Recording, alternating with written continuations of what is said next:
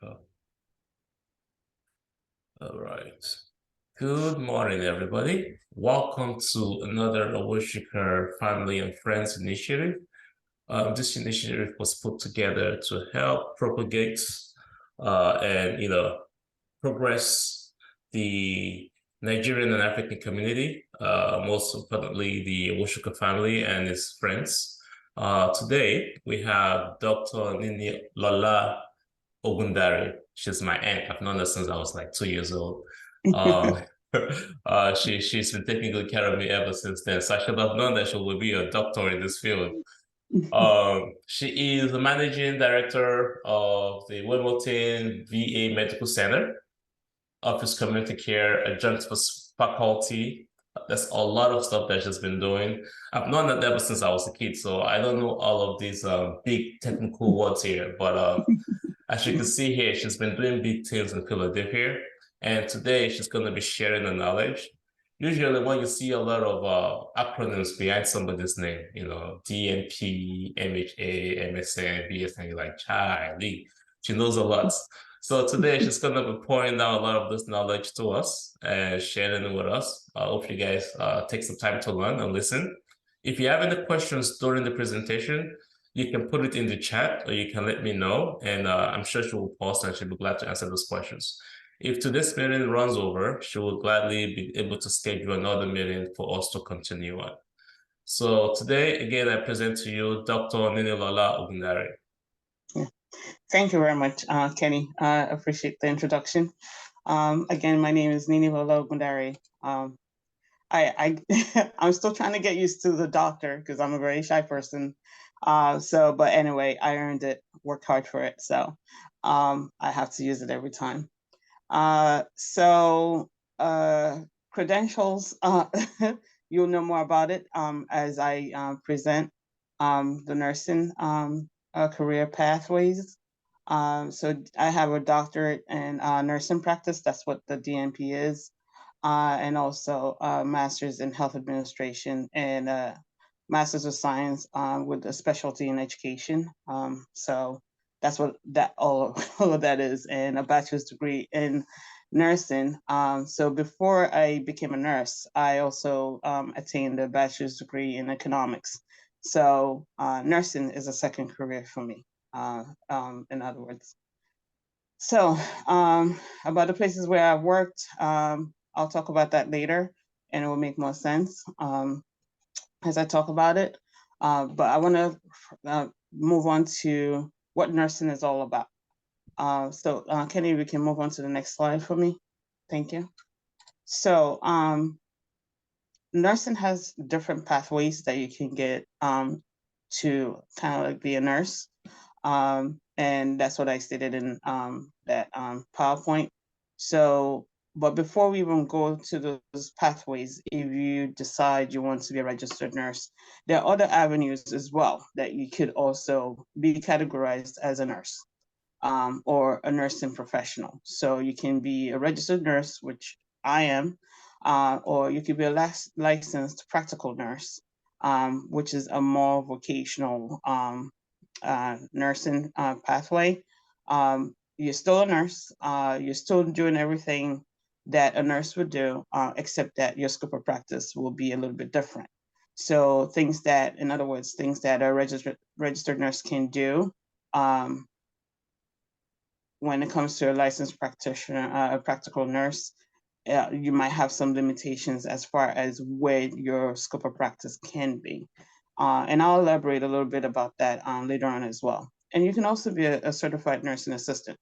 So again, you're still working in a clinical setting or in a nursing home setting or on a one-on-one, and you're basically providing ADL care for your patients. When I say ADL care, like the patient needs bathing, feeding, grooming, kind of like transferring them from the bed to the chair to the bed, back and forth, and just helping them with the basic stuff that doesn't require you to give medications or that a licensed practical nurse would do or a registered nurse would do or do assessments. Now, you can observe things as a certified nursing assistant. and report that off to the licensed practical nurse to follow up on, or a registered nurse on the floor or wherever setting that you're in. But you're not allowed to treat anything. That again, limited scope of practice for the CNA, but they do more of the day-to-day activity of daily living activities for the patient. Next slide. So, sorry. Sorry, Not continue. yet. Not yet. So, Okay. if we look at these three big pathways, of course, there are different carriers out there now, thanks to COVID. We now have caregiver services, we have home health services, we have that are non-skilled that you don't need training for. You just need to be able to maybe take a couple hours of certification to take care of a patient in a home. So we have different things out there, but I wanted to point out these three major ones that requires you to sit for for a certification of some sort, to be able to work in whether as on an individual basis in a home setting or in a clinical setting, as you so wish. So So if we think, go ahead. did you just say that you can somehow sort of be a nurse without necessarily going through the certification process? I mean, there's a certification type of nursing, and there is the You have to be certified to be a nurse, okay, but you can be a caregiver, okay, and not really have to sit for a certification like a okay. CNA would, or a LPN, or a registered nurse. So, and I could elaborate more if people have more questions on that.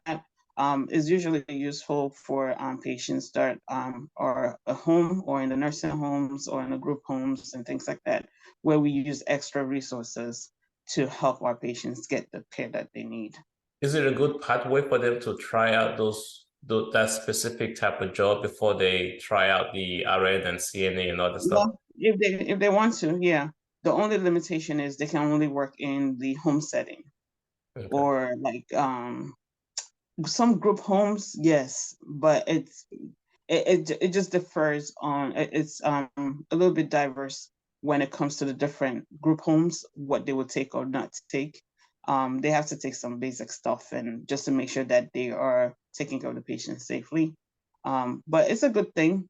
In a way, people can test the grounds out and see if they really like the smell of poop, so to say, or taking care of difficult patients to say, okay, this is the pathway that I want to go. Somebody had the question. They said Yes. it sounds really good that they can get in the field earlier. What's the pay? What's the pay difference? The paid, again, thanks to COVID, because of the high need of nursing personnel, um, you could see it as high as low as 15. So before COVID happened, it used to be like maybe $7 an hour, $8 an hour, depending on the state that you're living in and things like that. But because of the high need of nursing personnel nowadays, even in a home setting, because some patients don't want to go home. I mean, they don't want to go to a nursing home or a group home. They want to be taken care of in their homes. We could see some salary range from $15 an hour to $17 an hour. How about the Nigerian? How about the Nigerian situation? So we'll get to the Nigerian situation in a second because it's Okay, totally totally different. different. So, Okay. and what I'm talking about, even with the $15 or $17 an hour, is really just caregiver services, because I've seen some CNAs get up to $20 an hour. So, and they're certified. Okay. So, before you move on, Kenny, so if you decide that you want to go the registered nurse route, you can either get it through an associate degree through a community college, or you could go to a generic four-year college and get your bachelor's degree. Let's say you're coming out of high school or something like that. And you could also do the accelerated program, which I did, where you must have had a degree before. And then you complete some prerequisites and then you get into the program. And I'll expatiate more as we go forward. Okay. So you can go to the next slide for me. I do have a question too, by the way. Yes. Um, so you said earlier that you transitioned from economics to nursing. There's a lot of people that want to switch careers. Yes. How can you talk about how easy that was for you, or if it's even possible? Because some of the people on this call are thinking of a career change, something more Yeah. lucrative. And they're already a caretaker, maybe in the school setting or as a teacher, but they're thinking maybe nursing will be much lucrative and much more a source of income for their families. How did you Mhm. do that? How did you make that transition? So before I became before I decided to be a nurse, I basically, let me see, how would I say it? So I was working in the brokerage firm for, I think, 10 years after my bachelor's in economics. And of course, mind you, I went to school here. So so I had all my education here in the United States. So 9/11 happened right in front of us, and a lot of the companies started reorganizing their setting. So, we had a lot of companies that went bankrupt. A lot of people had the pink slips. And I was like, okay, I think I need a career change here. Plus, they weren't paying me much at that point in time. So I decided, my aunt actually convinced me because she just finished the accelerated program. She had an accounting degree from Liberia, and she came to the United States. She took the LPN route. She went to the LPN to take an LPN program for 12 months or so, became an LPN for many years, and then decided she wanted to go back to be a registered nurse. And then she took the accelerated program at Drexel University, which is where I went to as well. Now, Drexel University is the fastest accelerated program in the whole wide world because it's 11 months. So, um, so basically what I did was, when I decided that I wanted a career pathway, I called the school and I asked them what prerequisites I have to take to get into the program. And basically they gave me like 8. They reviewed my bachelor's degree and all the courses that I've taken. So remember, I did economics. So I really didn't do much of any science. Okay. So I had to do like 8 classes, of which in the course of the presentation, I listed some of those things out there. So of course it was a class of science, the chemistry, biology, microbiology, AMP 1 and 2. I had to take a computer class, a psychology class, and um, a computer science class of some sort. So when you have to go and take those prereqs, the cheapest way to go is to go to a community college and get that done. So, and make sure that those credits are transferable to the college that you're trying to go to get this accelerated program completed. Now, when you go to the community colleges and science is not your, first, there's no science in your first degree. One of the places where you might have to do more classes is when you have to complete your microbiology, because you have to do one basic biology before you do microbiology. And in some community colleges, they make you complete like 2 biology classes to even get into an anatomy and physiology class. So those are the things that you have to factor in. The other piece is you have to set a goal for yourself, because the nursing programs fill up quickly. If you are intending in going to an accelerated program, you have to apply at least a year. Well, let me take that back. You have to, well, yeah, you have to apply a year ahead of time, because, like I said, the positions or the candidates, they fill up quickly. And also, if you have to do prerequisites, you have to be disciplined. Do you want to do it for a year? Do you want to do it for a year and a half? I did mine for, I was lucky. I got in time. I clumped all my classes. I did spring, summer 1, summer 2, and fall semester, so that I can meet my admission for the following year. So you have to plan out when you are actually going for an accelerated program, and give yourself at least 2 years. Okay, so if you apply a year ahead of time, there might be a likelihood that they can squeeze you in either in the spring or fall.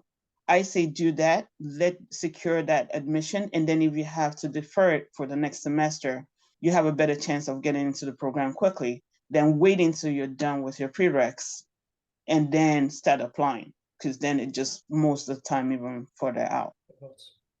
Yeah. So so basically I did all my prereqs. Like I said, I was lucky and disciplined, of course. Completed all my class on my prereqs, and then I got into the, so I think I applied for the program in February of 2005, and I was able to get into the program and start my program September 2006. So if you do the math, all that time that I applied was all the time that I used to complete my prereqs and try and meet my goal. The other part is, so it gets funny. So I was born in Britain, but then I went to Nigeria in between. I had my diploma, my high school diploma from Nigeria. So when I applied to Drexel, I think I was like probably like 2 months or maybe around May. They came up with this thing about, oh, yeah, we saw that you finished all your prereqs, but you still have to take TOEFL and ESL. And I was like, What? oh yeah, oh yeah. They pull all kinds of stunts in the schools. And now it's official, actually. So I was like, wait a minute. TOEFL and ESL, I went to school here in the United States. Like all my undergrad, my associate degree, everything was here in the United States. So they came up with all this stipulations and criterias. And they're like, oh, if you're born in the United States, and even if you're from another country, like you can't, you still have to sit for ESL. But if you come from another country and English is not your, first language and all that stuff, that you have to show certification of your diploma here in the United States, and 8 years of education in the United States. They pulled this stuff on me like last minute. So I said, okay. And all they did was they saw my name. Just my name alone was the thing that they saw. They didn't even see if I was a British citizen or anything. So I said, okay, I'll give you a good one. So I said, I responded back, and I'm telling this story for a reason, because this is why I said you have to do your research. In my PowerPoints, you will see, I'm like, do your research, do your research, do your research, because schools will mess with you. So I said, okay, by the way, first of all, I was born in Britain. Yes, my diploma is from Nigeria, but I did attend my associate degree and my bachelor's degree here in the United States. So, and Britain is an English-speaking country. So I sent my response back, and they didn't know what to do with that response. So now it's getting into July. Mind you, I'm starting my program in September. So I said, and then they didn't respond back for like 4 weeks. Now going into August. So, so I was like, okay. So they finally responded back, and they're like, well, we can exempt you from TOEFL, but you still have to take the ESL. So I said, okay. So I'm talking to these people on the phone. I don't have an accent. At least my accent is not strong at that point. I've been working in the industry for 10 years. So and then the lady's like, I know. I can't even tell if you're Nigerian or not, blah, blah. We still need to get the $60 and have you come do the ESL test. So anyway, I was able to go and complete the ESL test, which is basically pronounce 10 words in front of somebody. I mean, the person just felt like a fool. She was like, you know what? You're passed, just go. Wow. So anyway, I had to I share this story because a lot of people that are foreigners, not only Africans, feel that these are challenges, these are barriers, and they don't know how to fight for themselves, So that was one of the things that I first faced. But again, so for the folks in Nigeria on the call, just expect to take a TOEFL and ESL. So, and that, So yeah, moral of the story, make sure you take your TOEFL and ESL. And I believe even when you file for a student visa and things like that, it will be part of the requirements for you to take. so that means gonna start brushing up on your English. Make sure you have a beautiful accent. Oh, we levels No, of so discrimination. Anyway, yeah, continue. yeah, big time. But you know what? This is my motto. You Yeah. expect it, be prepared for it. Okay. Do your homework, be prepared for it, fight like no man's business, especially when you have a passion to do something. So that's just it. So next slide, thank you. So Thank that's you. how I became a nurse, 2007. So why do you want to be a nurse? Is it for a career change like mine? Are you trying to have a work-life balance? Like now they're talking about work-life balance for every single thing in the whole wide world now. It used to just be just a nursing thing, but now it's like everybody's using this motto, so to say. Do Do you you want to guys be? do you guys really have work-life balance when you work 10, 12 hours, but only for Um, 3 or 4 days? it depends on the individual, Okay. and I could talk more about that somehow. Okay. So again, um, the first thing that I know everybody go into nursing for is the money. That's why I put the dollar sign there. Okay. We can make a lot of money. We can pull the 12-hour shifts. We can pull the 10-hour shifts. We could work in 10 million places, as you can see from my CV or whatever I put out there. At one point, I was doing all of that. Like you could work Monday through Sunday, do whatever in different capacities. It gives you all of that. But at the end of the day, Traveling nurse and make $1 million a year. yes, you can. So the first thing that's going to teach you a lesson is Uncle Sam at the end of the year. That's number one. Number two, it's going to be Can your we body. can we can we tell folks on the phone who Uncle Sam is?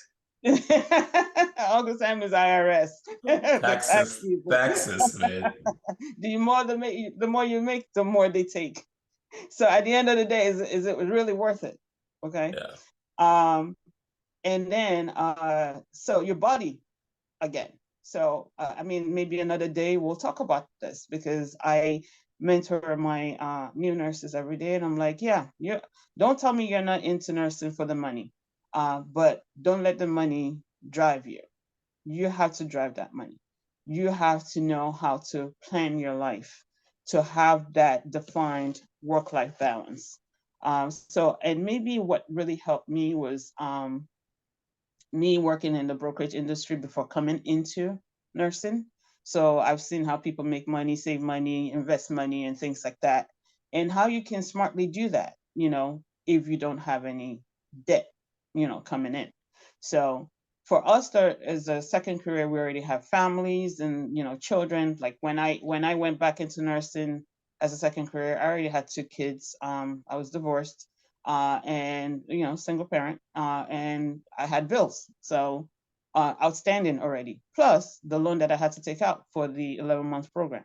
So, and again, with the 11-month program, you can't work, like forget it, because it's like Monday through Sunday, because it has the clinical criteria and it has the classroom criteria, the didactic criteria. So at the end of the day, you only have Sunday to study for the test for Monday. And they were 10-week programs, 1 week break in between. So they're clumping a 4-year program into 11 months. So you can imagine the rigor that we had to go through. So basically, again, if we're going back to the work-life balance with all the opportunities that I've kind of put out there, and more that you can, kind of take advantage of, it all comes back to what do you really want for your life? Are you a single parent that is trying to make ends meet? How are you going to take care of your children? Making sure that the resources that you need are available without breaking your body. And I lay emphasis on your body. IRS, you can pay back somehow, even if you put them on a payment plan. But your body, if you don't keep it and nurture it, if you lose any part of your body, it impacts your nursing career. Now we're doing a lot of virtual work, which is fine. But again, it will put a dent on something. So preserving your body and preserving your life, in short, is big when you're going into the nursing career. So the first 5 years, we tend to indulge, we tend to, you know, buy the big cars, buy the big house to go with the nursing career and the money that you could make. Um, we have to be careful. So that's, like I said, that's another talk for another day. I think it's a really big talk. It's yes, you make a lot of money, but if you're not disciplined, like you have to be disciplined to get the career in the first place. Yes. Mm-hmm. Because giving your examples of being a single mother, having to take a loan again to go take another program to start a new career, that Yep. requires major focus and sacrifice. But then you Yes. get a career and then you quickly put yourself in debt. Basically put yourself back in another terrible cycle. So Yep. that is a good lesson that folks have to learn. And of course, we Yeah. should definitely talk about that. Yeah. And even if you're married, again, it puts pressure on the family if you decide to be working 24/7. So again, when we're talking about work-life balance, what does that mean to the individual? It's individualized. And you have to be very realistic about your life. It will get to a point in time when it's really not worth it anymore. But it now means that how are you going to build yourself to that work-life balance, which I'm going to talk about in a few, as we move on. So if we can go to the next slide for me. So again, I listed a bunch of opportunities out there. If we can post them later, that's fine. If you go to the next slide for me, Kenny. We talked about this, right? The story Yes. So the recommendations. nurse, no, we're talking about go back to the nursing degree pathway. Yep, this one. Yeah. Okay. So like I mentioned earlier, there's different pathways to nursing, to be a registered nurse. And you can either go to a community college and get an associate degree. It's 2 years. And again, so if you're going from high school, you will have to do some prereqs. You just don't go into the nursing degree, directly. You would have to take some prereqs to qualify to get into that nursing program. And the nursing program in the community college is 2 years after you've completed the prereqs. If you decide from high school you're going to have your bachelor's degree, you just go for your 4-year bachelor's degree pathway. And you come out, you pass your boards, your NCLEX, and you become a nurse. And also, if you decide you've already had a career before, I've even run into students that, so before I even get to the accelerated programs, I've run into like pre-med students, pre-pharmacy students, kinesiology students that maybe during their pathway, they weren't really coping with their classes, decide to go into nursing. So they change their major. They might have to stay an extra semester on campus to get their bachelor's in nursing, those kind of things. So again, people can get their bachelor's that way. We see it with the younger generations now. So I'm like, why didn't you make up your mind in the beginning? So, but anyway, they get it done. And then you have the accelerated programs. Of course, either is a change of career, like mine, or I have seen again the students graduating after their 4-year degree. The next semester, they're enrolling into an accelerated program for nursing. So again, I asked the question, why wait that long? So for parents that have children that are going into different pathways, they really have to be sure what they want to do, because I'm telling you, if they didn't have a scholarship of some sort or have their tuition paid for that first degree, that's an average of $80,000 to $100,000, give or take, for Don't that first scare bachelor's degree. don't scare the Nigerians on the call now. Sorry. I said don't scare the Nigerians on the call. No, I am not. It's real talk. I'm telling you, this is real talk. They're like, And what? I'm 80 and to I'm 100K? I know, but I'm saying this because as an adjunct, I see my students that are coming. So most of the classes that I teach, they're in the accelerated programs. Yeah. And my first question is, what was your first degree? When did you graduate? And they're like, last semester. And I'm like, Wow. now you're coming into this accelerated program now? Yeah.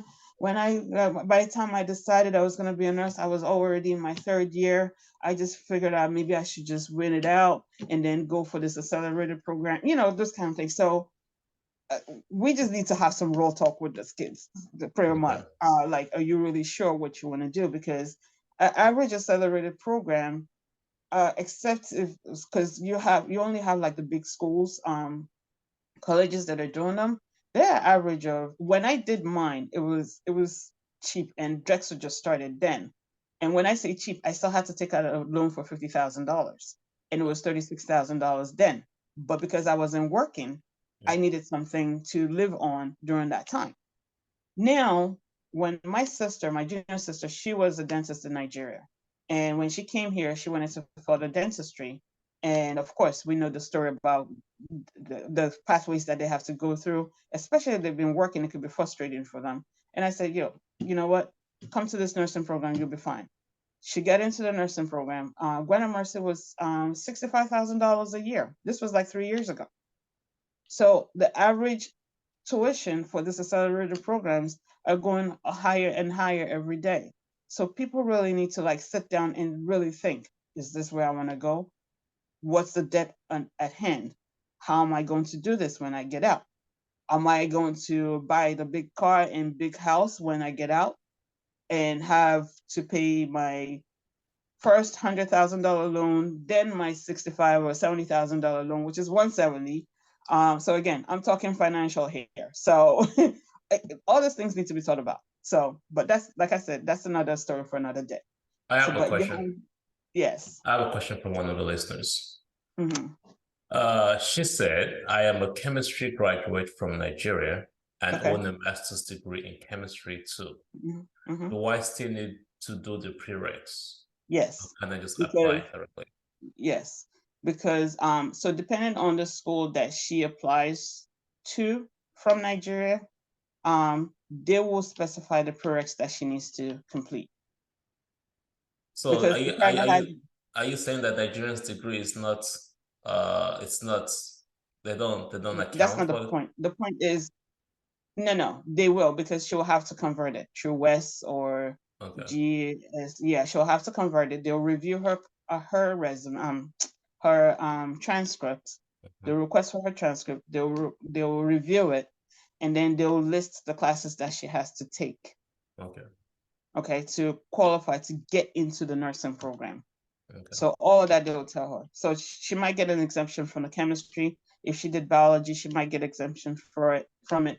It all depends on the school. Every school is different in Okay. what they take.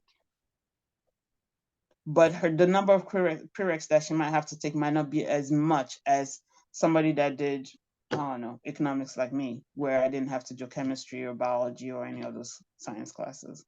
Okay. Yeah. So anyway, back to the accelerated program. So again, we have accelerated programs. Length of the programs can be as low as 11 months, like I said, for Drexel University, to 16 to 18 months.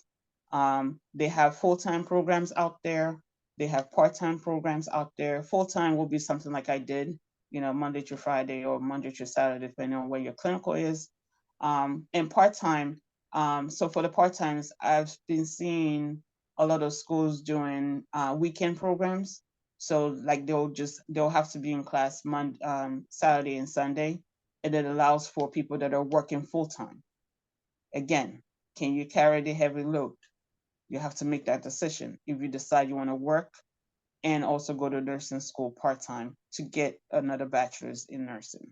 If you That's transition and I've seen it done. if you transition from Nigeria, are you required to do full-time or part-time? You will be required to do full-time. Okay. Because remember, your condition for your F1 is it has to be a face-to-face Yeah. and no online, and it has to be full-time. Okay. Yeah, and to be on the safe side, you're better off going for a full-time program. If any school says that they will give you part-time, I question that once in a while. at least from Nigeria, but you have a better chance with a full-time program. Thank you. You can go to the next slide for me. All right. You have another question? No. So,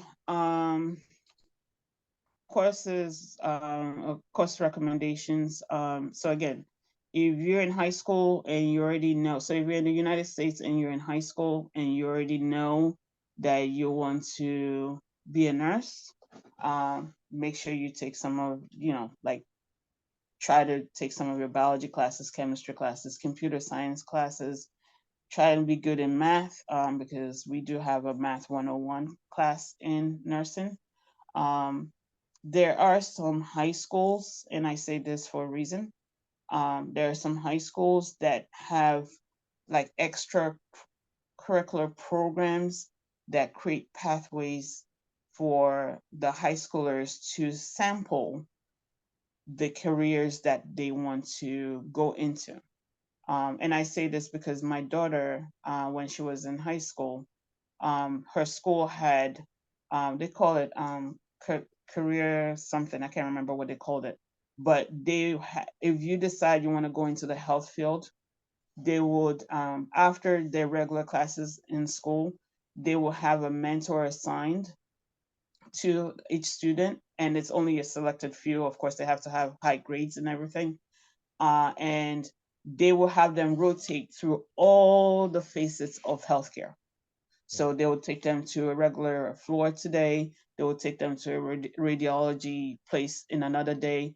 If somebody wants to be a neurosurgeon, they will have them go into the OR and witness an operation and stand side by side with a neurosurgeon or something like that. So they have all these wonderful programs out there in the high school to prep students to say, hey, is this really what you want to do? And if it is, this is a sample of what you're going to see. And Again, that's a public school? it's actually a Catholic school. It's Oh not a wow. public school. About to Now, say. no, but this is the thing. It depends on the county. So Okay. what happened was when my daughter was in the Catholic school, I was thinking it was only for Catholic school students. When Oh. we went for their end of year, end of high school ceremony, I found out that there were some public schools in that program as well. Oh wow. Yes. So again, if you're in the United States, don't, as a parent, do your homework. Have your students have your children work closely with their advisors to know the different resources that the schools have. Trust me, I almost want to say some public schools have more resources than the private schools, because again, they always have to meet that quota system, so they try and at least have a couple of selections out there that could kind of like further their pathway, and it's good for the public school and all that stuff. So there are things out there that could prep your children from scratch, whether it's healthcare, whether it's engineering, whether it's computer science. There's all these resources out there in the high school setting. Your children and you as a parent have to be involved to make sure that you know all those resources. I always tell people it's best to get it done in high school phase while the cost is still low. Yes, because if you get your great grades in high school, then you get to go to college for free, at least for your bachelor's degree. Right. And every other thing that you have to worry about will be your master's or your PhD. Yeah. And at that point, I always tell people, if you go to a college for free, any job that you're going to secure, your first question is, do you have any tuition reimbursement program? I'm cheap. My DNP was paid for totally by my job. Okay, and that's like $30,000. I'm tired of paying people, so I ask those questions like crazy. What do you have for me? How much are you paying? Do you have a retention program? Do you have, I ask all those questions. Even as a foreigner, you still have to ask. You still have to ask once you start looking for a job in that area. So for people that are going for nursing as a second degree, again, I talked about the prereqs earlier. So every school has different prereqs that they require. You just have to call them. They'll evaluate your previous degree, and they'll let you know what you need. The cheapest way to get those things completed is go to a community college, get them completed there, transfer it over, make sure they're transferable, and you'll be set to go. If you're an international student, again, you'll go through some of those bodies out there that I kind of listed. I'm not recommending any agency. I'm just saying things that are available out there that you can use. You can also ask from your however way that you're trying to secure your visa or what have you, which is best, so that you can get your education completed in the appropriate way. So if we can go to the next slide for me. Any questions? I hope I'm not going too fast. I don't think you have people are asking questions as we go. So as they come up in the charts, I bring it up. If anyone else wants to speak up, just unmute yourself and ask. Okay. So I have a question though. Something just came to mind. As I look at these fields here, right? I was once a pre-med student, and I was really good at chemistry. Computer science was easy, mathematics easy, biology kicked my butt, right? So should any of this psychology is not difficult. Psychology 101 was easy. yeah. So should any of this intimidate someone that is trying to transition, or someone that is literally just going into the industry? Or how can you encourage someone to say, you know what, it's not as difficult as you think? If you're here in the United States, the way that they teach in this country is beautiful. We are Africans. We've gone through worse. If you've gone to college in Nigeria, and I can only speak for Nigeria, I can imagine what it is like in Ghana, because they're even higher up than Nigeria, from what I understand. This should be a breeze. It should be a breeze. You should not feel tormented. I say we cross that bridge when we get there. See, when you're desperate, you can do anything. And when you're committed, you can do anything to pass. I'm not saying cheating, but I'm saying you will study, you will listen in class, and you'll be fine. Chemistry kicked my butt when I was in high school. I avoided that thing like a plague. I should have been a dentist, according to my father. But those are the things that kind of like chased me away. Biology was a breeze. Psychology was nothing. Psychology, actually, it's funny because I started school in OAU and I took logic. And I went to that class one day and I was like, what the hell is this professor talking about? Like, so when I had to take psychology here, I was still tormented by the lectures that I had in Nigeria. Like, oh my God, this class is probably going to be like this logic class that I have to take. And when I took it, oh my God, I loved it. And the funniest part was I even took it online. I didn't even do a face-to-face class. So it was beautiful. And so don't feel terrorized at all. Computer science, I never did computer science. Well, I take that back. I did that. I did a couple of computer science classes when I was doing my associate degree. So of course I was given credit for that. But even when I was taking those computer science classes, you know, we are so practical in this country, the way we teach, that it makes sense compared to if you're just doing theory, and you have nothing to relate to. So no, I don't think we should be terrorized or feel like you can't do it. I say go in there, be determined, do your networking. If you're not clear about something, there's always time allocated by the professors to help you. And you know, go to the library, do your, you know, group studies. I'm on the phone. I'm sorry, hold on one second. What? So I'm sorry, that was my daughter. She's disturbing me. But yeah, no, I wouldn't feel terrorized at all. You just have to make sure you use the resources that you have to make sure you get what you need and keep it moving, you know, and not try to flunk any class. That's the big fact. Just don't be shy. Yeah. Just go ahead and talk to your professor. Yeah. Get some help. They will help you, trust me. Nobody wants to see anybody fail. So they'll be there to help you. So other career pathways. Give me 1 second. I'm sorry. Okay. Don't tell me. Don't open the door. Just go and take your shower. Sorry. So other career pathways. So let's say you finish your bachelor's degree, and you decide you want to further your career, which is part of the work-life balance that I was talking about. You can go through so many pathways to get these things done. So hopefully by now you would have secured a job and you would know what you really want to specialize in. That's the traditional way of doing things. In other words, you pass your NCLEX, you secure a job, whether on a med surg floor or in the ICU, in the ER, or what have you. You develop an interest, you decide you want to go the different pathways.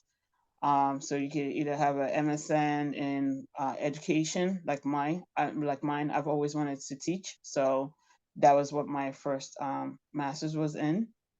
You could decide to have your master's in informatics. We all know that all health care transactions are now, web-based, electronic, and things like that. And we need a lot of informatics nurses out there to help build the programs, to help support staff every day to make sure that we're doing things correctly.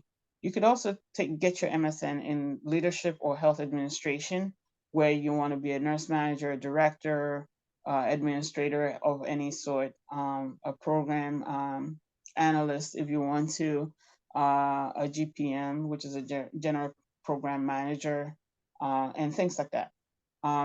Or you could also decide you want to be a certified registered nurse anesthetist. This is another pathway where it requires you to be in an ICU setting for at least so it used to be at least for 2 years. But again, depending on the school that would take you, they might waive that and still take you if you're like maybe 16 months or a year in the ICU setting, and then you get into that program. For the CRNA, so before, I think up until like 5 years ago, you just get your certified nurse anesthetist certification. Now it's required by all programs that they get, it's a DNP now. So you have to get a doctorate in nursing practice as a CRNA. Yes, so it's kind of like, so I believe it's about 3 years for the whole program to be a DNP as a CRNA. So basically, you'll be working side by side with a nurse, with the anesthesiologist in the OR, and you're doing the nursing piece, giving the medications to the patients and things like that. From what I hear from people in the industry, some of them are not satisfied with that role because the anesthetist gets paid 300K or close to almost 500K annually, and their pay doesn't match close to that. Well, it's not, because think about how long it took for the anesthesiologist to be an anesthesiologist. So you're talking 4 years of regular bachelor's, and then 4 years of medical school, and maybe another 8 years to be an anesthesiologist because it's a specialty. But the argument is that they do the same thing. Yeah, they could do the same thing, but they're their boss. You can't fight that. So let's just say that nurses and doctors always fight. So the same thing will apply to a nurse practitioner and a doctor. The nurse practitioner does almost the same thing as the doctor does, because we can treat, we can prescribe, but again, they look at the length of time, the scope of practice, things that needs to be governed and not governed. Some states have prescriptive rights, some don't, those kind of things. So there's always going to be a tug of war. They're always going to complain. That battle will never end. It will never end. So if we're lucky, let's say we go through an accelerated program for, let's just say 12 months, and we work in the ICU for a year or two. That's 3 years right there. And then you go to your CRNA program for another 3 years. That's like 6 years, so to say. I know they come out depending on which state that they live in. They make a average of, they start with an average of 110, 120 a year. $120,000 a year. $1,000 a year. But like I said, it's nothing compared to what the anesthesiologist has to go through. So, and there's also legalities in there too. So, And so what you're saying here is that the 11 months of sacrifice and the extra years of this additional certifications is mhm, what the pay at the end of the day. it's worth the pay, and is worth the pay depending on how much debt you've had on hand before. Yeah. And yes, you're going to suffer for 5 years to kind of bring that debt down, but at the end of the day, it will pay off. And again, it depends on what you make of your degree. What are you going to do? Do you still want to continue as a CRNA at the bedside? There are other pathways. You could decide to be, you can still do that and be a clinical instructor, or be a faculty in the university level. I actually had a girlfriend. She's Nigerian. I could bring her on into one of these programs one day. She did her nursing degree here, and was working in the ICU for a little bit, and decided to be a CRNA. She actually completed her PhD as in her CRNA certification, and not a DNP, because she wanted to always be in academia at the end of the day. So I don't know if you Google her name. Her name is Binkwe Adenusi. She's now the dean of the first Nigerian dean for the CRNA program in one of the universities here in Philadelphia.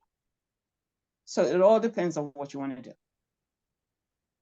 and how you want to balance. You want to have that work-life balance. It pays off at the end of the day.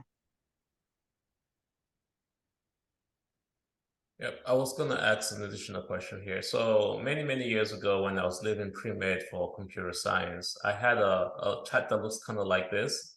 I gave it to my dad. My dad said, "Go and research the salaries." Mm-hmm. So what we did was I researched all the IT jobs, or the jobs in the IT field, and I put the end salary, the end goal in front of it. Not that Mm-hmm. I was not passionate about technology. I was always passionate about helping people, which I was not able to accomplish in the pre-med field, because I was just Mm-hmm. weak in certain fields. When I Mm-hmm. switched to computer science, I was still aiming to do the same thing. But God is, how do you do that and still be able to get an income close enough? I mean, I know I'm not getting paid $500,000 a year like some Mm-hmm. doctors are, but Mm-hmm. still give you a comfortable, standard of living that Sure. is comparable. And I think it's very important that people do that. When I see this list of fields here, I think they're quite lucrative and enough for you to be able to do what you like and still Yeah. live comfortably. Yep. Yep. Definitely. And even if you decide to be a nurse practitioner and not be a CRNA, not everybody's made out to be a CRNA. So if you Yep. decide you want to be a nurse practitioner, again, are you willing to start going the extra length of being prescribing things like a doctor would? Now we have psych, that's with the mental health challenges out there.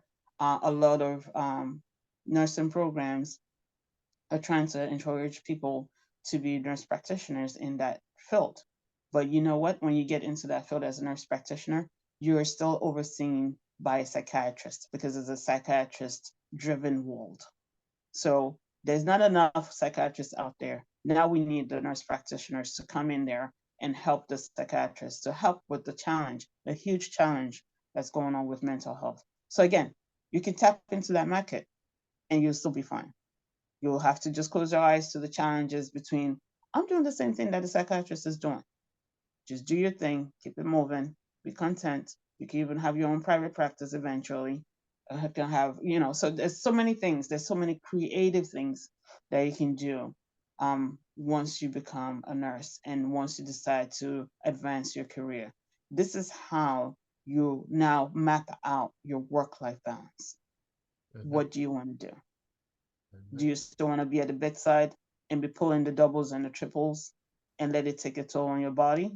Or do you want to advance your degree or diversify and don't think that the world ends at the bedside?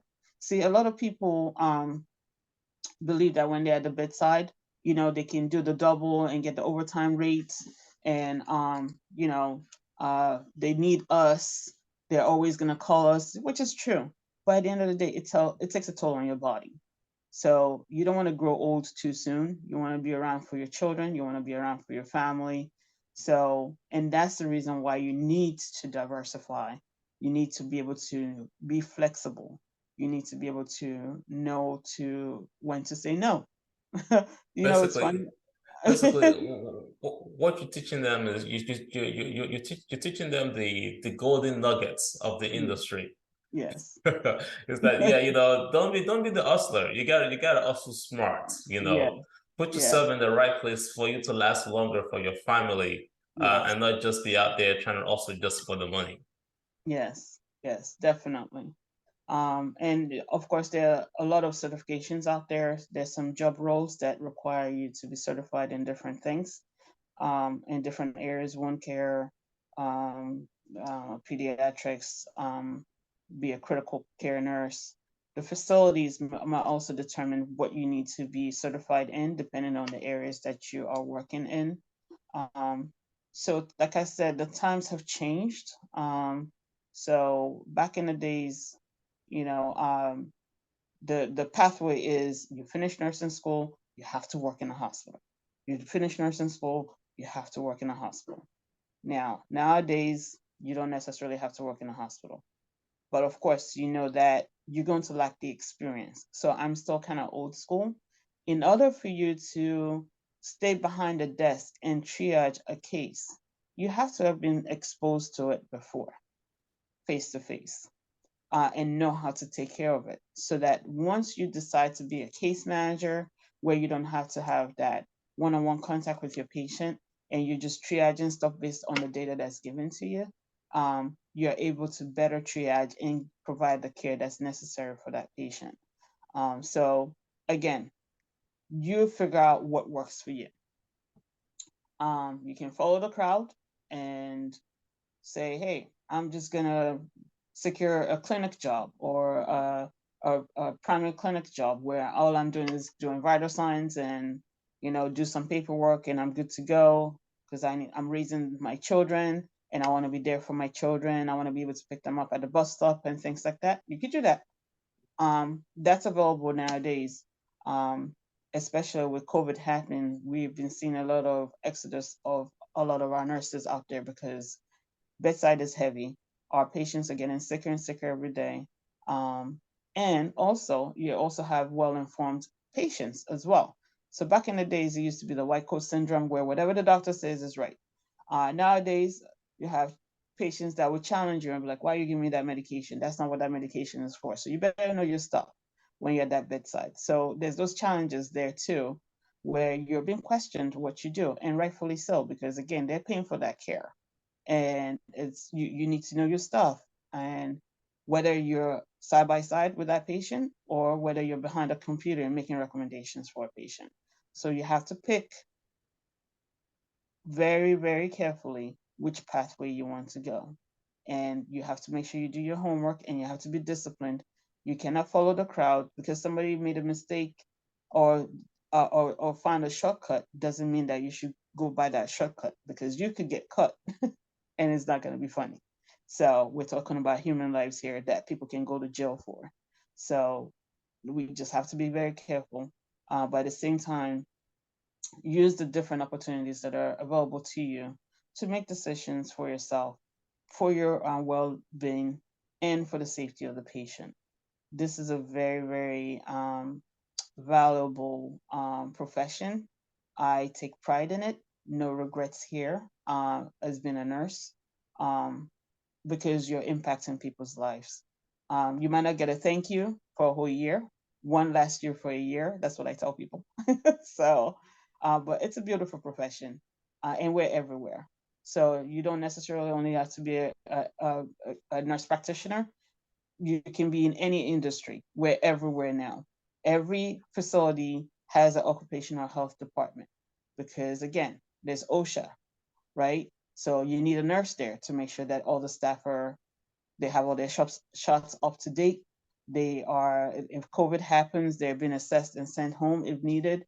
So we're everywhere. We're in the engineering company, biomedical, what nurses contribute to all the equipments that are used in the hospital. So we go out and we do sales for pharmaceutical companies, for different medications, for different gadgets and things like that that we have out there.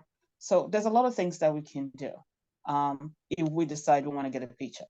And also, we can also contribute to the society by creating jobs for people in the society, by being, nursing agents, nurse agency owners, group home owners. Um, you could even rent out, as a realtor, you could rent out a house for a group home setting. That's also out there. So there's so many things that you can do. And you can also juggle nursing with other things. That's the other work-life balance thing. So my theory is, my dream is to have a party hall sometime down my life, my nursing career, so that I can still do nursing, do my teaching, and have a party hall where I have fun. Because I know everybody has parties, and I can get crash parties. So you can do so many things. I've seen some nurses that decide, look, I'm tired of all this hassle. Let me just go and do my 3 12-hour shifts. And the other days that I do it for something that I really enjoy. That's what we call work-life balance. So, and even when you retire officially, you can still function as a nurse in different capacities. So it's a beautiful career, that, depending on how much you want to make or how contented you are and comfortable you are, you will always make a living, and you will make it. The biggest thing is making an impact in people's lives. Yeah. If you like taking care of senior citizens and you thought of maybe running a group home, do you Mhm. need to get a nursing, or is it certifications good enough? How do you You go have to around? do you have to work with the state. So the states have different things that they have you do. I've had LPNs have a group home. Yeah. I've had non-nursing people that have group homes. You don't necessarily have to be a nurse, but you have to have a nurse body in your, board of committees or what have you, as a requirement. And each state will stipulate what is needed. So that's kind of like I'm not really into all of that, because after COVID, I was like, nobody wants to work. And if I have all those clients and I don't have anybody to service them, then it's really a disadvantage. Yeah. And you're paying all this insurance money and all that stuff. So I'm not a business kind of person in that way. So I don't even look into that pathway. But if you decide you want to have a business, you have to go by the state rules, and they'll give you stipulations. And there are conferences out there, for such things that could also guide you on what to do. What some of the things that I've seen some business owners that are my friends do is they make sure that the first 5 years or first 3 years, they make sure that everything is official. So you get an accountant, you have a lawyer, to write your policies and things like that. You have there's certified body agencies that can do that for you. And then once you feel very comfortable, then you can start doing that by yourself. So they make sure they go the official route first. To get It's gonna cost them money, but at the end of the day, by the time they get used to it, they will be able to start taking over some of those responsibilities and be compliant with the state rules. Right. Okay, you could go to the next slide for me. So I've talked a lot about the different pathways. I've talked about different classes you have to take and how you can take them and things like that. So one of the biggest things that I want to put out there is a lot of people. Let me take that back. There are a lot of education institutions out there. I'm going to start with the LPN program. I'm not really worried about the CNA. The LPN programs, you can find them. They can be through a private owner that decides to want to open a LPN school. It could be through a community college. It could be through technical schools. Back in the days, or if you go to some rural areas, some hospitals still run the LPN programs. They're usually kind of like around 12 to 16 months long, depending on, the curriculum and things like that.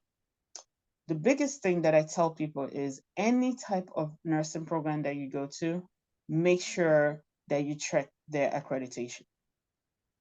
So I know all of you have heard about people getting diplomas from this colleges in Florida, and nurses are getting their licenses checked out, and they're finding out that they really didn't go to school. They just paid for this certificate. Isn't that scary? Mm-hmm. They paid for this certificate. They've been working for years at bedside, treating people, and here they never went to the school, or they did, and the school is crap, and they're not accredited by the necessary accrediting agency. They pay thousands of dollars for these diplomas, or they go to schools that are not accredited or on probation, and that tells you something. So accreditation goes with, like, does the school have a high pass rate? um, I know for the BSN programs, they want 98 to 100%. They keep increasing the standards because of the acuity of the patient population that we're dealing with right now. Some schools, they're on probation.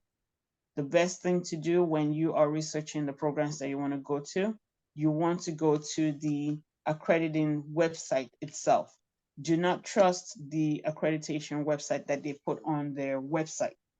They would, like if you go into the programs, they'll list some accredited agencies that they're accredited by. Do not trust that word. You need to actually click on that accrediting website and actually see the status of the school.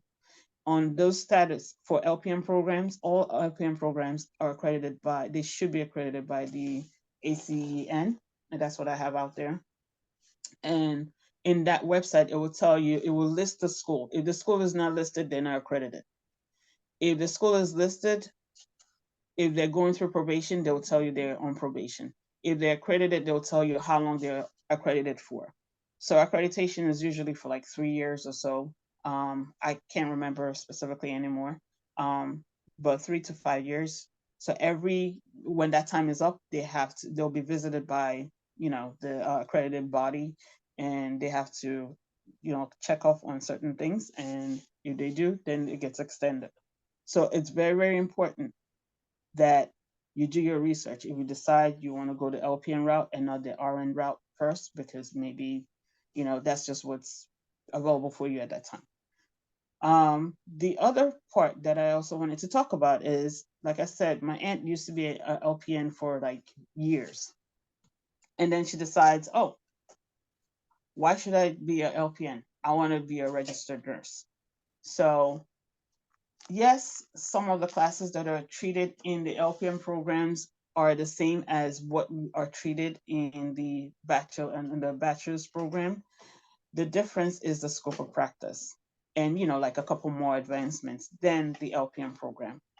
Some LPNs, retaliate, or they're defiant of like, oh, I'm just gonna go to this no-name school, and they said I can get it done online.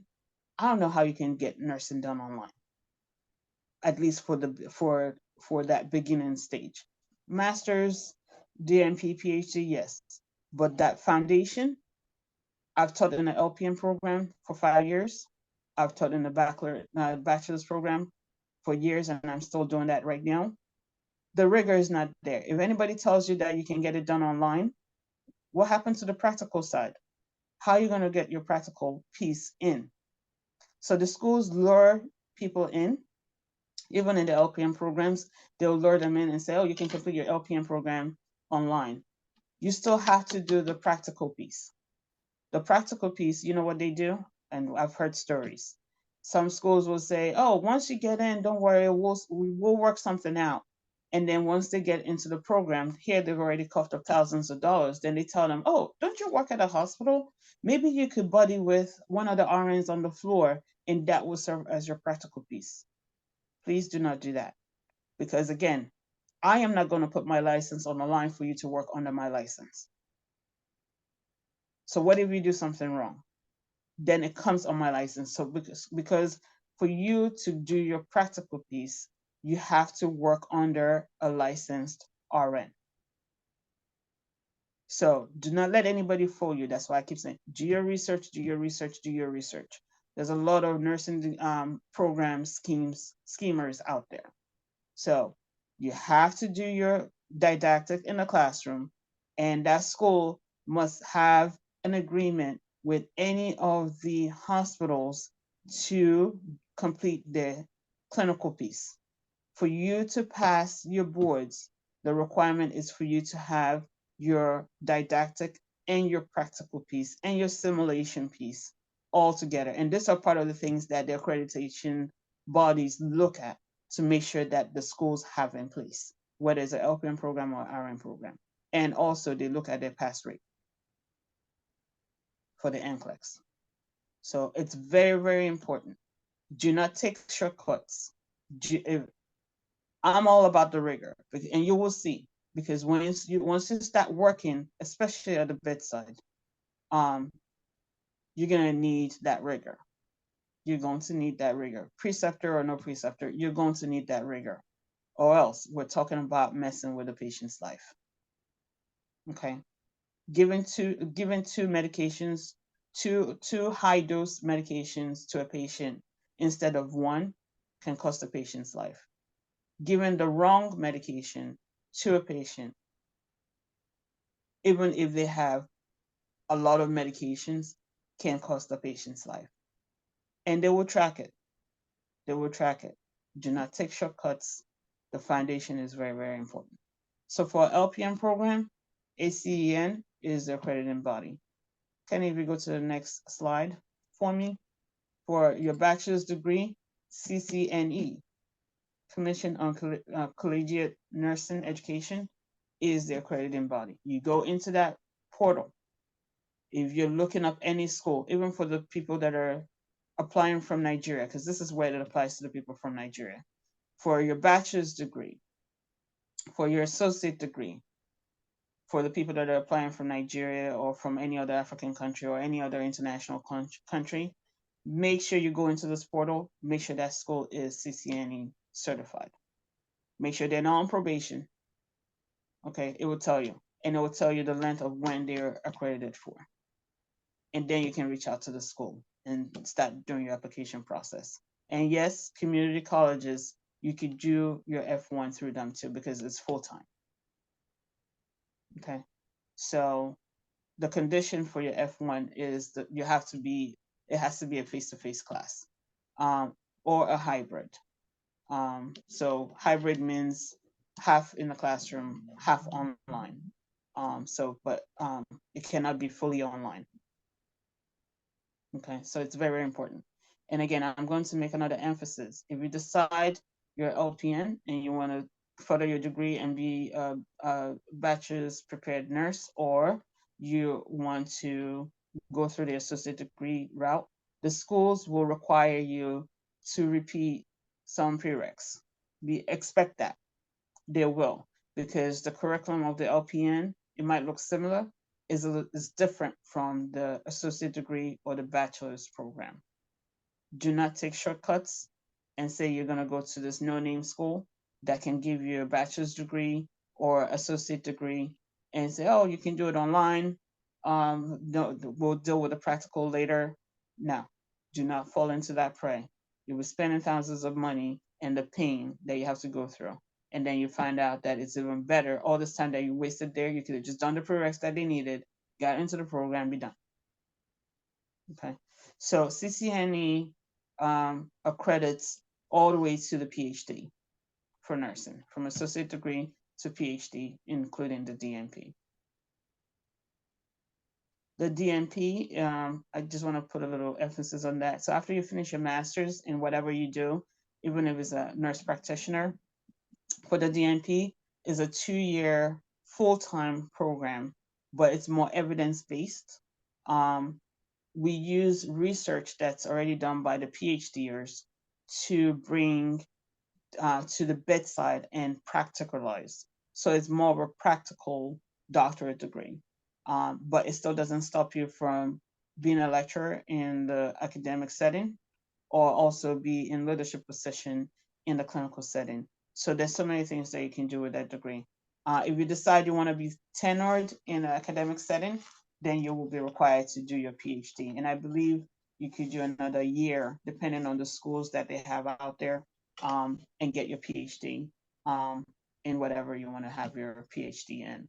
But either ways, both role can still teach in the academic setting and in the clinical setting as well. I want to give people a little cheat sheet, just from my experience. Like I said, I've always wanted to teach since before I became a nurse.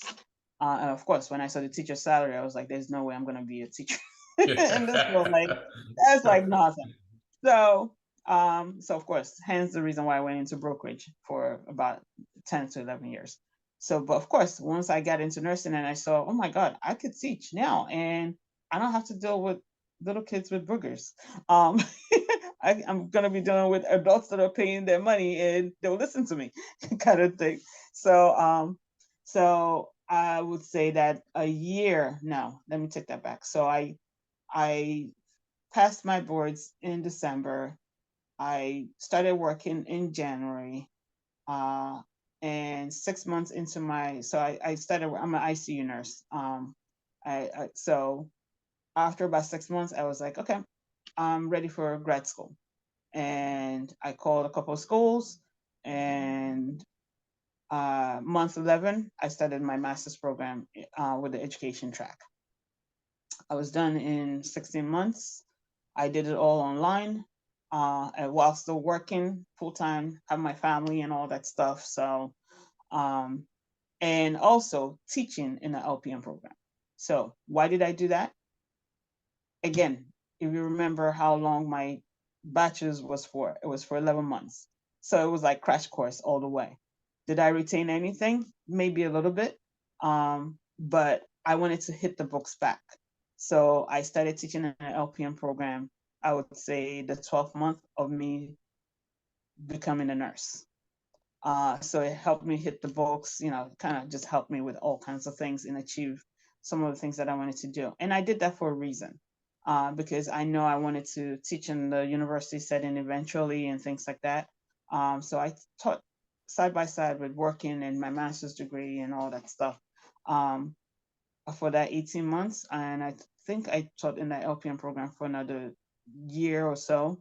And then I started spreading my wings to the community college and to the universities to start being an adjunct faculty. So there's a tendency for you to teach in so many schools and nursing and so many nursing programs in different capacities. You can either teach in the clinical setting where you're taking students to the bedside in the hospitals for 8 hours or 12-hour shifts, and you're coaching and mentoring them. You could also teach in the classroom if you so choose, either as a hybrid, face-to-face, or fully online, depending on the school that allows you. And you could also teach in the lab, in the simulation lab. So there's so many things that you can do in the academic setting for nursing, that's not really gonna hurt your body. So instead of me pulling 2 bedside overtimes on the floor, I do my regular 12-hour shifts 3 days a week on the floor, and my second job was teaching, which was not putting a lot of stress on my body, and it was what I enjoyed doing. So you can find your own pathway. If you decide you want to teach in nursing, and I can only speak to that because I know that industry well, up until 5 years ago, a lot of schools says you have to have your master's to teach in the universities or to teach in the associate program, degree programs in a community college. Well, we all know that it depends on who you know and when there's a need. So if that's your dream, just apply. Somebody's gonna call you. After 5 years ago, they started waiving even the big universities like University of Pennsylvania. Now they say, if you're enrolled into any master's program, you can teach in the clinical setting, but you cannot teach in the classroom until you finish your master's degree. Then you can start teaching in the classroom. So there are different ways that you can get things done. That's all I'm saying. Because some people will be like, oh, do I have to get my, but I don't have my master's, so I can't really teach. And I'm like, well, you're looking at one that started teaching 12 months after nursing school. It all depends on where the need is, which area that you want to teach at, and what your aspirations are.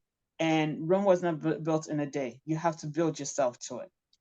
Okay, so you have to build yourself to where you want to be. So at the end of the day, I've taught online, I've done hybrid, I've done clinicals, I've done all kinds of stuff. And today I can say that I enjoy being at the bedside more. So that's where I keep myself. Every now and then I teach some online classes, but I really derive pleasure in working at the bedside. My full-time job, I am the nurse manager for care in the community. So at my facility, if our providers in the facility, if we don't have a provider for certain specialties, we send them to the community hospitals to take care of those veterans. So it's a veteran hospital. So I can say that me now sitting behind a desk, getting a consult, or my staff getting consults, and we're triaging everything, it takes you having experience at the bedside. So for me, I continue to stay at the bedside in the ICU level to see all the different technologies, to keep myself abreast of things that are going on in the real world at the bedside. And I bring it to my behind the computer day-to-day job and use it to support my staff, use it to support my providers, and and get the care done for our patients. So there's a lot of things again that you can do. I just wanted to make sure that I share all this experience with you. If you go to the next slide for me, Kenny. I have here listed the different opportunities that are out there. I might have alluded to them earlier. We're not only in the hospital setting, we're in every industry, and in different capacities. So do your research, and you'll know as you get into the industry, you'll start getting exposed to the different things that you're able to do. If we go to the next slide for me, I had for international students, for students or people that are aspiring to come to the country, again, you can apply for your I-20 or your F1 student visa. You just have to make sure that it's a 2 or 4 year program or an accelerated program. No online. They all have to be face to face for you to at least have a chance in getting those visas granted. And I believe you have to get in touch with the school directly, and then they'll start working that out with you. So I don't know. you must have applied to the school and gotten accepted before you applied for the Yeah. visa. Yeah. And I think so like I said, I don't know the legalities because I never had to fall into that category, but it starts with the school. And when it starts with the school, yeah, like I said, do your research, make sure it's an accredited school, because you don't want to fall victim of getting your license pulled if something should go wrong somewhere down the line. And if you get granted a visa, you come into the program, you have to pass the NCLEX. And then I would say, so this is how I kind of like got one of this information. So I'm also a mentor for students at Lincoln University, which is a HBCU school. And we know with the HBCU schools, we get a lot of people coming from African countries to those schools. It's cheap. They're easy to get into. And so anyway, I happen to have one Nigerian kid assigned to me, and she came straight from Nigeria. under the F1 visa. So when she was done and she was graduated, I was like, oh, so when are you going back home? And she was like, no, I'm not going back home. She was like, oh, I got a job in Ohio. And I was like, oh, how did you get that done? So and that's what inspired me to even want to kind of do this talk, that there are opportunities for us, especially now that we have a big nursing shortage. This is the time to do this. Apply to the schools, pass your NCLEX, start doing your homework very early before your visa runs out. Either you're looking at hospitals or agencies that will sponsor you for a green card. Um, Ask questions if they hire immigrants. Go through a couple agencies. I have some of them listed here. Again, I am not recommending anything. These are things that were sent to me through some of the students that actually went through this program and are able to, secure a job. I will also say that the more rural area that you go to, the better it is for you to get a job. Because again, there's a nursing shortage and nobody wants to go to the rural areas. You do your time, whether it's 2, 3 years contract or what have you, and then you can move to the city. So you just have to determine how you want to work this journey.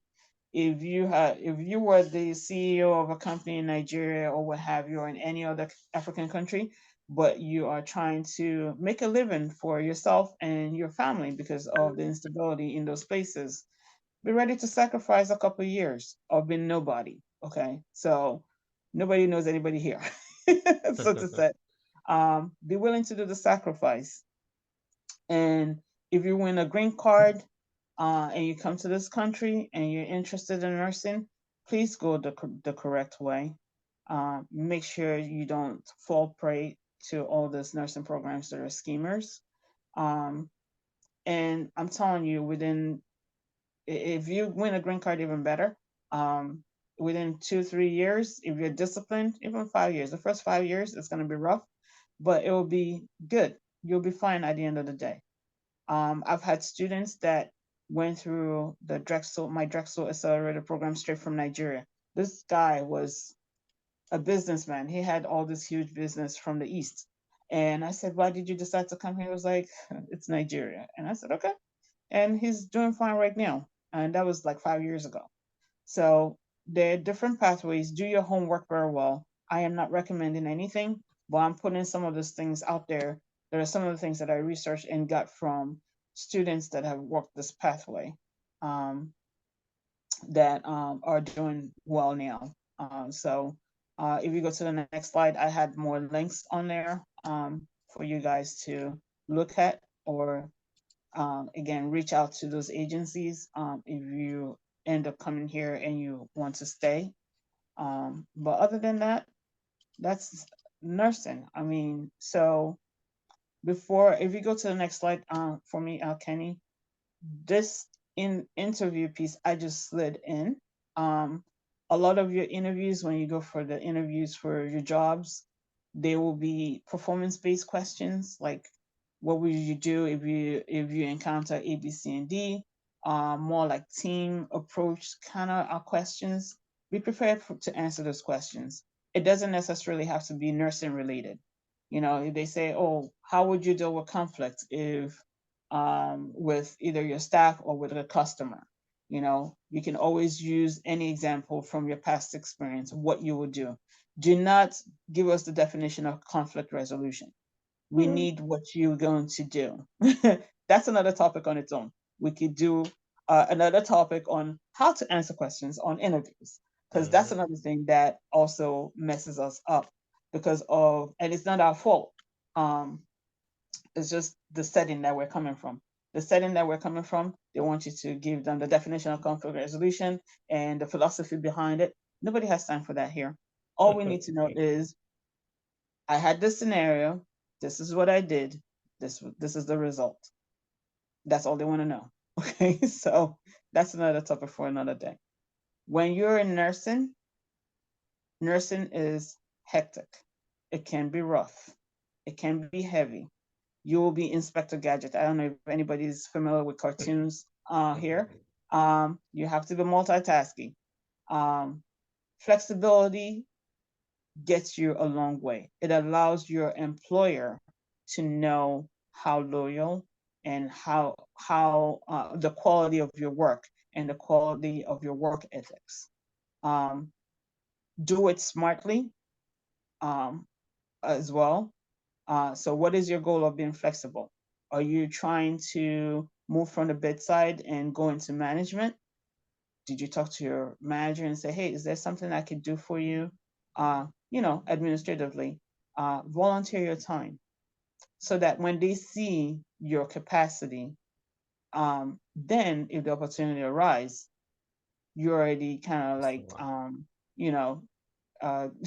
skip the first hurdle compared to, you having no idea at all.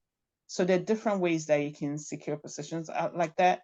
I call it positioning, and positioning is key because when you're in position and you are ready, when the opportunity presents itself, I am sorry to say this, but again, we're still in a racist world. But when the opportunity presents itself to the last minute where they have no choice, you will be the go-to person, but you always have to be ready. So do not live in ignorance. I'm sorry to say that, but that's just our reality. And nursing is a small world. We are everywhere. Remember how we said you could be Inspector Gadget? You could be doing your 12-hour shift in this hospital, and you go to hospital B and go pull another 3 12s. You could decide, like me, work in the hospital, also be in academia, different things like that. So at the end of the day, we meet one another somewhere, or we know somebody that knows somebody that could impact yourself if you're trying to secure something better in the future, or that could impact somebody that you know. So be careful what you do. I always say be professional when you're leaving a position or you're leaving a facility. Just say, hey, I'm just looking for, greener pastures.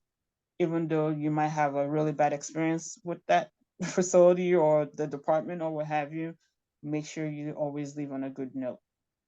Make sure you always behave yourself. It's going to be stressful, like I said. Make sure you always behave yourself, even in front of the patient, even in the hallway, because your patient on that bed could be the CEO of another company where you need help. So be very, very careful. Other than that, I'm going to say again, no regrets here. Nursing is a beautiful career. This is the time to get into it, whether you're an international person or whether you're within the United States. I'll keep on recruiting for them, and I'll keep on recruiting for educators because that's my pet peeves. So other than that, I hope I'll be able to come more to talk about some other topics that I've kind of alluded to. But above all, keep your body, keep your mind, keep your family, and you can still have a really nice, well-balanced life, and just define that for yourself in that career. Thank you so much for the time. Thank you. A lot of people did not even wait because it's usually an hour. So people did not wait till the end. It was an hour and 30 minutes. That is a lot of information that you gave us in the last hour and 30 minutes. So we only have 2 people left on the call. At some point, I think we had close to 10 people. Lots of good questions. Anybody on the call have any questions for Nini? Anybody left on the call? All right, well, I really think it was a good section. It's recorded, so this will be shared in the group, in the family group, and folks will also have the ability to view this on YouTube. Literally just go to YouTube and look for Awosika Family Youth Initiative, and this video should be one of those videos. Again, thank you for joining. Somebody has raised their hands. Go ahead. Sorry, I go ahead. Thank you, Dr. Nini.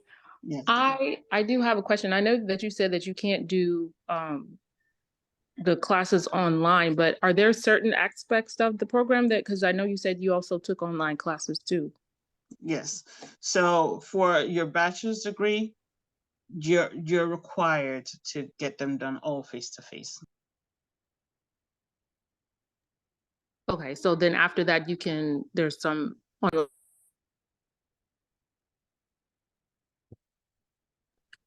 I'm sorry, you can also, so after the bachelor's, then you can do online. Yes, you can do online for your master's or what have you. So I will tell you that for me, after my bachelor's degree, every other degree that I've had, I had everything done online. Okay, including the master's, because I know you said that the clinical part is very Yes. important and has to be face-to-face. Yes. So once you're It- done with the online, Yeah. in the program, in the master's program, do they make it like, is that part of your program to do the clinical part online? I mean, in person? The clinical piece of it, you have to go into the clinical setting to complete that. So that's the face-to-face feature of it. So Okay, let's say you're going for a nurse practitioner, you can complete all your didactic online, but your clinical piece, you have for every specialty, you have to go to the clinical setting. okay, okay. And that's with, depending on, I mean, I guess, once you're getting the program, Yes. it Yeah. let you know what the requirements are. Yes, and they would have told you right off the bat, so you Okay. know what to Expect. Yeah, Okay, thank you. you're welcome.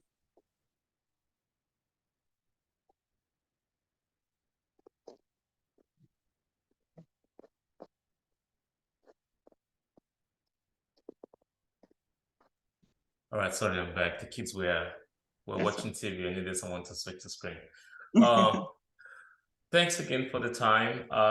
There's no additional questions. So we can schedule, we have literally the entire year scheduled for a bunch of other speakers to come in. Well, we're definitely be glad to invite you back to speak on other interesting topics that we've talked about today, Sure. that we can further elaborate on. But again, thank you for the time, everybody. Thanks for joining. As I mentioned earlier, you can watch this video fully on YouTube. It should also be shared in the family WhatsApp group. Thank you again. Have a wonderful Thanks for weekend. having me. Yeah, thank you so much. Thank you. All right. You guys have a good wonderful weekend. All right, Thank you you. too. Bye-bye. Bye. Thank you. Thank you.